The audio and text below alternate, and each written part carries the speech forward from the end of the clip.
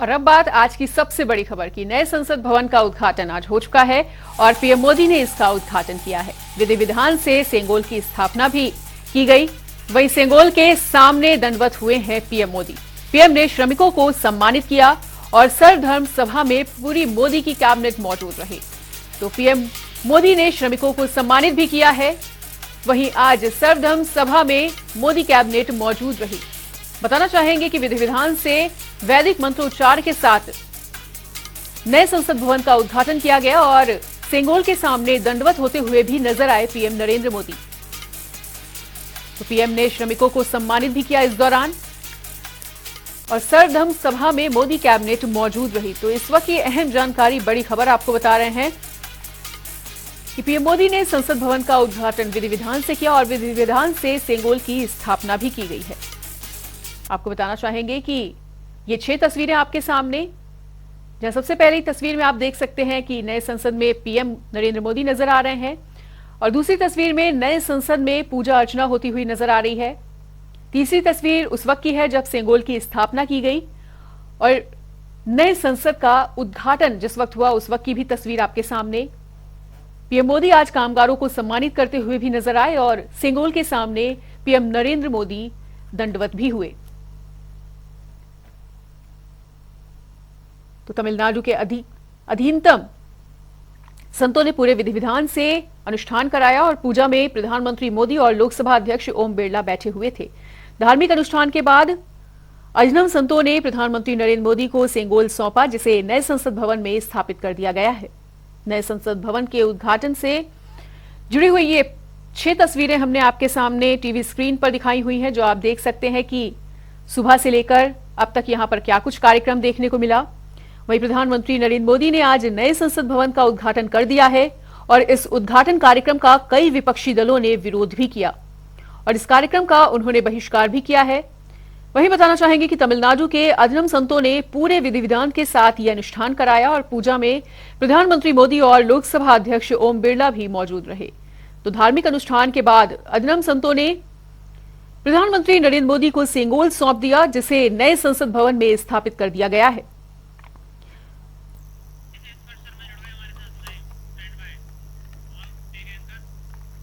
वही अधिक जानकारी के लिए स्पर्श का रुख कर लेते हैं। स्पर्श जुड़े हुए हैं दिल्ली से हमारे साथ। तो स्पर्श, नए संसद भवन का उद्घाटन हो चुका है। सुबह से लेकर अब तक की क्या कुछ ताजा जानकारी देना चाहेंगे? क्या कुछ ताजा तस्वीरें, किस तरह की गतिविधियां अभी होती हुई नजर आ रही हैं? देखिए, बिल्कुल नए संसद भवन का उद्घाटन प्रधानमंत्री के द्वारा जो है कर दिया गया है। हमने देखा कि सुबह किस तरीके का एक भव्य कार्यक्रम जो है यहाँ पर देखने को मिलता हुआ नजर आया। लेकिन इस बीच हमने ये भी देखा कि बॉयकॉट जो है विपक्ष की तरफ से जो है इस पूरे कार्यक्रम का देखने को मिलता हुआ नजर आया और खासतौर पर जो सबसे तल्ख टिप्पणी देखने को मिलती हुई नजर आई वो आरजेडी की तरफ से देखने को मिलती हुई नजर आई, जहां पर उन्होंने अपने ट्विटर पर जो नए संसद भवन की बिल्डिंग है उसकी तुलना ताबूत से जो है कर दी। तो ये कहीं ना कहीं अब एक विवाद जो है देखने को यहाँ पर मिलता हुआ जो है नजर आ रहा है। लेकिन इस बीच अब से कुछ ही देर बाद जो संसद के जो उद्घाटन का दूसरा चरण है वो शुरू होता हुआ नजर आएगा और दूसरा चरण जो है काफी महत्वपूर्ण हो जाता है। तमाम जो विपक्षी दल है उनको जो है उसमें बुलाया गया था। दूसरे चरण में कई सारे जो भाषण है वो आज जो है देखने को मिलते हुए नजर आएंगे। राज्यसभा चेयरमैन की बात करें, डिप्टी स्पीकर की बात करें, इसके अलावा प्रधानमंत्री नरेंद्र मोदी का भी वहां पर भाषण देखने को मिलता हुआ नजर आएगा। और खास तौर पर 12:30 बजे के आसपास जो हम बात करते हैं वहां पर जो नेता विपक्ष है उनका भाषण जो है रखा गया है। ऐसे में उनके भाषण के दौरान किस तरीके की चीजें देखने को मिलती हुई नजर आएंगी ये महत्वपूर्ण रहेगा। लेकिन भारत अब एक नए इतिहास की तरफ जो है बढ़ता हुआ नजर आ रहा है। नए पार्लियामेंट बिल्डिंग का उद्घाटन हो गया है और अब जो भी नया इतिहास राजनीतिक रूप से लिखा जाएगा वो इस पार्लियामेंट की नई बिल्डिंग में देखने को मिलता हुआ नजर आएगा। बिल्कुल स्पर्श, और दुनिया भर की नजरें आज इस कार्यक्रम पे, इस पूरे आयोजन पे टिकी हुई हैं और जिस तरह से दुनिया भर की जो बड़ी संसदें हैं जो अपनी आधुनिक तकनीकी के लिए जानी जाती हैं, जो अपनी भव्यता और दिव्यता के लिए जानी जाती हैं, अब उसकी भी तुलना इस नए संसद भवन से होने लगी है। देखिए बिल्कुल नए संसद भवन में कई सारी महत्वपूर्ण चीजें देखने को मिलती हुई नजर आएगी। करीब 1200 करोड़ की लागत से ये रिकॉर्ड समय में संसद भवन जो है तैयार होता हुआ नजर आया है और तमाम जो आधुनिक सुविधाएं हैं वो इस संसद भवन में देखने को मिलती हुई नजर आएंगी। कंप्यूटर इस संसद जो है वो देखने को मिलती हुई नजर आएगी। और जब हम लगातार अलग अलग सांसदों से भी बात कर रहे थे, वो कह रहे थे कि जरूरत थी, समय के हिसाब से जो है अब जरूरत हो गई थी कि अब नई संसद जो है देखने को मिलती हुई नजर आए, क्योंकि जो पुरानी संसद है लगभग 90 साल से ऊपर जो है पुरानी संसद में राजनीतिक इतिहास जो है देखने को मिलता हुआ नजर आए। चूंकि अब 2026 में डीलिमिटेशन देखने को मिलता हुआ नजर आएगा, लोकसभा की सीटें बढ़ती हुई नजर आएंगी, राज्यसभा की सीटें बढ़ती हुई नजर आएंगी। और जो मौजूदा राज्यसभा है उसको लेकर जब हमने अलग अलग राज्यसभा सांसदों से बात की तो उन्होंने कहा कि अभी भी कंजेस्टेड होकर बैठते हुए जो है नजर आते हैं। ऐसे में जब डीलिमिटेशन के बाद सीटें बढ़ती हुई नजर आएंगी तो उसके बाद और ज्यादा मुश्किल हो जाएगा वहां पर बैठना। इसलिए जो नए संसद है उसकी जरूरत कहीं ना कहीं अब समय को देखते हुए जो है देखने को मिलती हुई नजर आ रही थी। और इसलिए हम देख रहे हैं कि आज एक नया इतिहास जो है देखने को मिलता हुआ नजर आ रहा है। तो ये आप बात करते हैं तो जहां एक और बीजेपी है उनके अपने तर्क देखने को मिलते हुए नजर आ रहे हैं कि समय की जरूरत थी। हालांकि विपक्ष के अपने तर्क है, विपक्ष कह रहा है कि राष्ट्रपति से कहीं ना कहीं जो है इसका उद्घाटन कराया जाना चाहिए था। वीर सावरकर की तारीख को जो है आज इससे जुड़ी तारीख है तो उसको लेकर कहीं ना कहीं जो है निशाना साधता हुआ विपक्ष नजर आ रहा है। कांग्रेस की तरफ से अब से कुछ ही देर पहले एक ट्वीट किया गया जिसमें उन्होंने कहा कि वीर सावरकर वही शख्स है जिन्होंने उकसाया कि कहीं ना कहीं गांधी की हत्या होनी चाहिए। तो ऐसे में सभी के अपने अपने तर्क है, लेकिन आज एक नया इतिहास जो है भारत अपने जो है कहीं ना कहीं लिखता हुआ नजर आ रहा है। बिल्कुल स्पष्ट। जिस तरह से आपने एक बात कही कि समय की मांग को देखते हुए भी इस नए भवन का उद्घाटन हुआ है, लेकिन समय समय पर पीएम मोदी लगातार इस बात को कहते रहे हैं कि ब्रिटिशर्स की लेगेसी से बाहर आने की हमें कोशिश करनी चाहिए और नई बिल्डिंग का जो उद्घाटन है वो कहीं ना कहीं उनकी उसी बात के उदाहरण के तौर पर अब देखा जाएगा आने वाले समय में। देखिए बिल्कुल निश्चित तौर पर जो पुरानी बिल्डिंग बनी थी वो जो है जो अंग्रेज थे उनके जमाने में जो है बनती हुई नजर आई थी। और इसको लेकर हमने बीजेपी राज्यसभा सांसद रामचंद्र जांगड़ा से भी बातचीत की तो उन्होंने कहा कि कब तक हम जो है जो अंग्रेजों की इतिहास है उसी को अपने में है जो है समाते रहेंगे, यानी उसी को जो है प्रदर्शित करते रहेंगे। ऐसे में जो नया बिल्डिंग बनता हुआ नजर आया पार्लियामेंट का वो भारतीयों द्वारा बनाया गया। अब जो भी इतिहास लिखा जाएगा वो एक नए तरीके से जो है कहीं ना कहीं देखने को मिलता हुआ नजर आएगा राजनीतिक रूप से। ऐसे में गर्व है कि अब भारत के पास अपनी जो बनाई हुई पार्लियामेंट है वो कहीं ना कहीं जो है देखने को मिलती हुई नजर आ रही है। तो ऐसे में आप आजादी के 75 वर्ष जो है भारत मनाता हुआ नजर आ रहा है। धीरे धीरे करके भारत जो है आगे बढ़ता हुआ जो है नजर आ रहा है और उसी जो है आगे बढ़ने की कड़ी में एक नया इतिहास जो है कहीं ना कहीं देखने को मिलता हुआ नजर आ रहा है, जहां पर जो पुरानी संसद भवन थी जो कि 97 वर्षों तक जो है इतिहास लिखती रही भारतीय राजनीति का, अब उसको बदलकर जो है नई संसद भवन में जो है तमाम जो चीजें हैं, तमाम जो कार्रवाई है वो देखने को मिलती हुई जो है नजर आएगी। ठीक है स्पर्श, तो हमारे साथ जुड़ने के लिए और इस तमाम जानकारी को हमारे साथ साझा करने के लिए आपका बहुत बहुत शुक्रिया। वहीं नए संसद भवन के उद्घाटन को लेकर सीएम योगी आदित्यनाथ ने भी ट्वीट किया है और उन्होंने ट्वीट में लिखा कि पवित्र सेंगोल भारत के न्याय, निष्पक्षता, संप्रभुता और सामर्थ्य का प्रतीक है।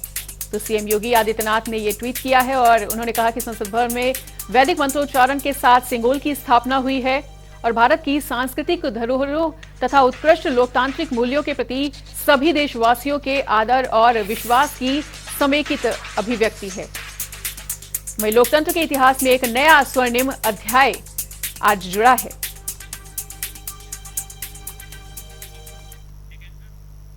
वहीं सेंगोल राजदंड की स्थापना पूजन पर सपा महासचिव स्वामी प्रसाद मौर्य ने सवाल उठाते हुए भी ट्वीट किया है और उन्होंने ट्वीट में लिखा कि केवल दक्षिण के कट्टरपंथी ब्राह्मणों को बुलाना दुर्भाग्यपूर्ण है।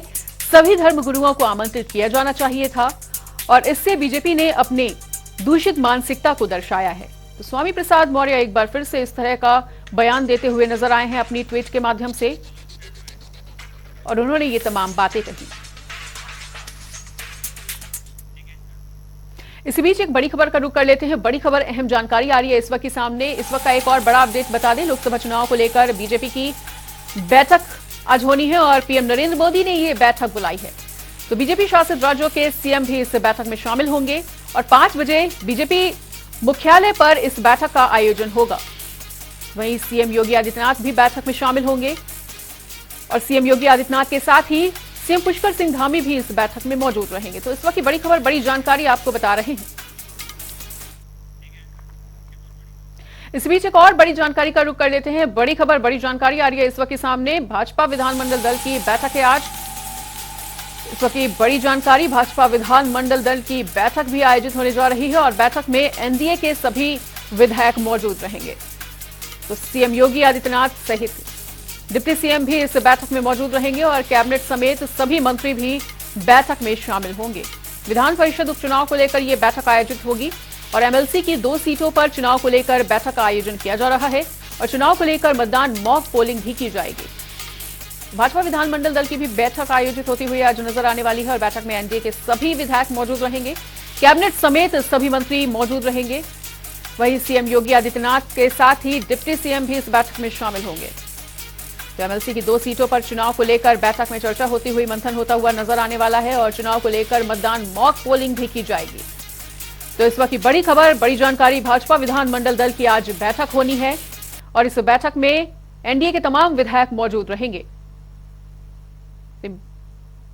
कैबिनेट समेत सभी मंत्री भी इस बैठक में मौजूद रहेंगे। वहीं आपको बता दें कि भाजपा विधानमंडल की ये बैठक है और विधान परिषद उपचुनाव को लेकर बैठक का आयोजन किया जाएगा। एमएलसी की 2 सीटों पर चुनाव को लेकर इस बैठक का आज आयोजन किया जा रहा है और मतदान को लेकर मतदान मॉक पोलिंग भी इस दौरान होती हुई नजर आएगी।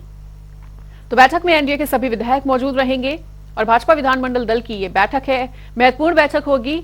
सीएम योगी आदित्यनाथ सहित इस बैठक में डिप्टी सीएम भी मौजूद रहेंगे और साथ ही साथ एनडीए के सभी विधायक भी बैठक में शिरकत करते हुए नजर आएंगे। तो एमएलसी की 2 सीटों पर चुनाव होने हैं और उसमें आगे की किस तरह से रणनीति को तैयार करना है, किस तरह से मंथन होगा, वो तमाम मुद्दों पर चर्चा होती हुई इस बैठक में नजर आएगी। वहीं भाजपा विधानमंडल दल की आज महत्वपूर्ण बैठक आयोजित की जा रही है जिसमें एनडीए के सभी विधायक मौजूद रहेंगे और विधान परिषद उपचुनाव को लेकर यह बैठक आयोजित की जा रही है। तो एमएलसी की 2 चुनाव पर सीटों पर चुनाव होना है जिसके मद्देनजर इस बैठक का आयोजन। और अनूप का रुख कर लेते हैं। अनूप हमारे साथ जुड़े हुए हमारे संवाददाता। तो अनूप, आज जिस तरह से विधानमंडल दल की महत्वपूर्ण बैठक होने जा रही है और चुनाव को लेकर मतदान मॉक पोलिंग भी इस दौरान होती हुई नजर आएगी, क्या कुछ कहना चाहेंगे बैठक को लेकर? देखिए, दो विधान परिषद की सीटों पर चुनाव होना है। भारतीय जनता पार्टी के 2 प्रत्याशी चुनावी मैदान में है। ऐसे में जब विपक्ष के 2 प्रत्याशी आमने सामने हो तो कहीं ना कहीं सत्ता पक्ष को भी सोचना पड़ेगा कि उसके वोट जो है उसके पास रहे, ऐसा न हो कोई क्रॉस वोटिंग डालने पाए। 2 मकसद हैं इस बैठक के। लोक भवन में बुलाई गई है, शाम 4 बजे के बाद आसपास बैठक होगी। इसमें सबसे बड़ा जो मुद्दा होगा, तमाम जो विधायक पहली बार जीत कर आए उनको किस तरीके से वोट डालना है। इन बैलेट वोट कहीं न होने पाओ क्योंकि एक वोट का बड़ा महत्व होने वाला है इस 2 सीटों विधान परिषद की चुनाव में। तो उनको ये बताया जाएगा कैसे वोट डालना है बैलेट पेपर से, कैसे इनवैलिड हो सकता है, क्या क्या चीजें इसमें सावधानी बरती जाएंगी और ये सब जानकारी वित्त मंत्री सुरेश खन्ना देते नजर आएंगे क्योंकि 9 बार के विधायक हैं, अनुभव काफी उनको काफी लंबे समय से विधायक है 9 बार के, तो निश्चित रूप से उनके अंदर अनुभव भी है और तमाम बार वो वोट भी कर चुके हैं, संसदीय कार्य मंत्री भी हैं विधानसभा में। तो ये पूरी जो प्रक्रिया है, दूसरी तरफ अगर बात करें तो वहां पर विधायक की जब एंट्री होगी तो उसकी बाकायदा उसको हस्ताक्षर करना पड़ेगा जिससे ये पता भी लग पाएगा कि जो गठबंधन भारतीय जनता पार्टी के साथ 274 जो विधायक हैं कौन कौन वहां पर पहुंचा है और किसकी अनुपस्थिति रही है, उन पर भी नजर कहीं ना कहीं इस बैठक के द्वारा देखा जाएगा। इस बैठक में मुख्यमंत्री योगी आदित्यनाथ, दोनों डिप्टी सीएम, सभी कैबिनेट मंत्री, राज्य मंत्री, स्वतंत्र प्रभार मंत्री और सभी विधायकों को इसमें बुलाया गया है जिसमें ट्रेनिंग दी जाएगी कि किस प्रकार से वोट डालना है, क्या क्या सावधानियां बरतनी है। और अगर किसी व्यक्ति को, हालांकि विपक्ष का जिस तरीके से 2 प्रत्याशी हैं, दावेदारी मजबूत है, आखिर वो कौन विधायक होंगे, छोटे दल होंगे जो समाजवादी पार्टी के संपर्क में है। हालांकि सुभाषपा के राष्ट्रीय अध्यक्ष उन्होंने साफ तौर से इनकार कर दिया कि हमारे कोई विधायक समाजवादी पार्टी को वोट नहीं करेंगे। तो और कौन से विधायक हैं, ऐसा तो नहीं है कि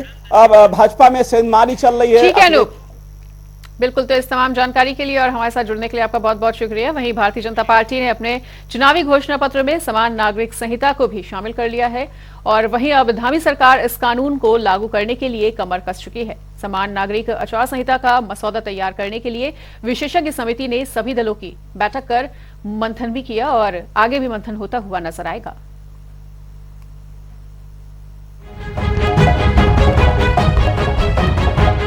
उत्तराखंड में जहां एक ओर भारतीय जनता पार्टी समान नागरिक संहिता को लागू करने के लिए पूरी तरह प्रयासरत है, तो वहीं इस कानून को बनाने में कोई चूक न हो जाए, इसीलिए सत्तारूढ़ दल लगातार अन्य राजनीतिक दलों के साथ रायशुमारी भी कर रही है। यूसीसी पर मुख्यमंत्री पुष्कर सिंह धामी ने कहा कि ये कानून सभी लोगों के लिए एक आदर्श मॉडल बनेगा।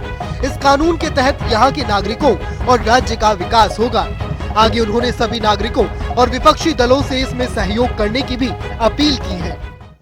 लेकिन यूसीसी हमारा संकल्प है और हमने उत्तराखंड के अंदर सरकार का ये पहला निर्णय, हमारा ये नई सरकार के गठन होने के बाद जो पहला निर्णय हमने लिया था कि हम यूसीसी के लिए कमेटी का गठन करेंगे और 1 साल तक कमेटी ने अपना काम पूरा करने की दिशा में काफी बढ़ गए हैं। 30 जून तक उन्होंने कहा है कि वो उसकी रिपोर्ट 70 साल तक इस देश में तुष्टीकरण की राजनीति की है और यूनिफॉर्म सिविल कोड आने से उसकी तुष्टीकरण की राजनीति समाप्त हो जाएगी, इसलिए वो उसका समर्थन नहीं करती है बल्कि विरोध करती है। अगर समर्थन करती होती तो देश की आज़ादी के तुरंत 1-2 साल में बहुत प्रयास हुए देश के अंदर, लेकिन कॉमन सिविल कोड नहीं आया क्योंकि कांग्रेस तुष्टीकरण की राजनीति की आदी है।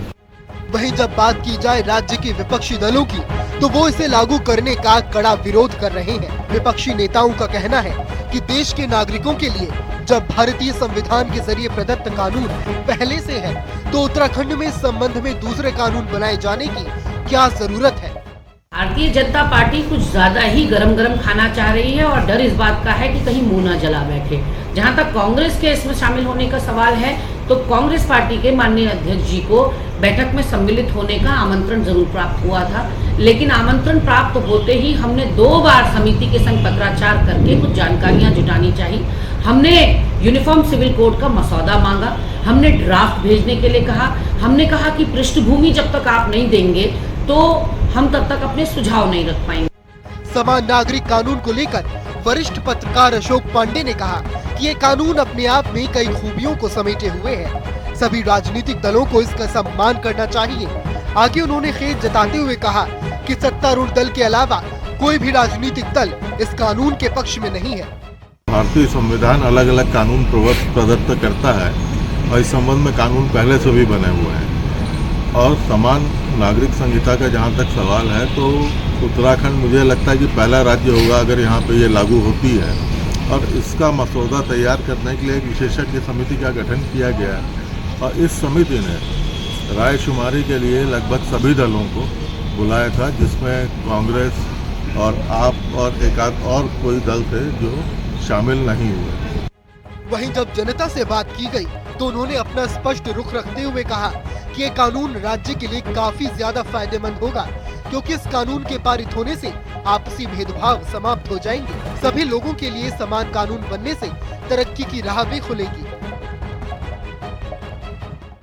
सरकार ये एक बहुत बढ़िया कदम उठा रही है, बहुत अच्छा बिल पास करा है और जो भेदभाव चल रहे हैं हिंदू मुस्लिम के, तो मैं हिंदुओं को, ये हिंदुओं ने करा, हमारे भी पूर्वजों ने कुछ करा, हमारा भी हक बनता है इसमें देहरादून उत्तराखंड में लेने का। और भी बहुत सी चीज़ें जो सरकार आने वाले टाइम में कर रही है और आज जो करा है, ये बहुत महत्वपूर्ण कदम है, इसका हम धन्यवाद करते हैं। कानून बहुत अच्छा है, बहुत अच्छा लागू किया है। हिंदू मुस्लिम का ख़त्म होगा, भारत में जो ये होता है हिंदू मुस्लिम है ये ख़त्म होगा।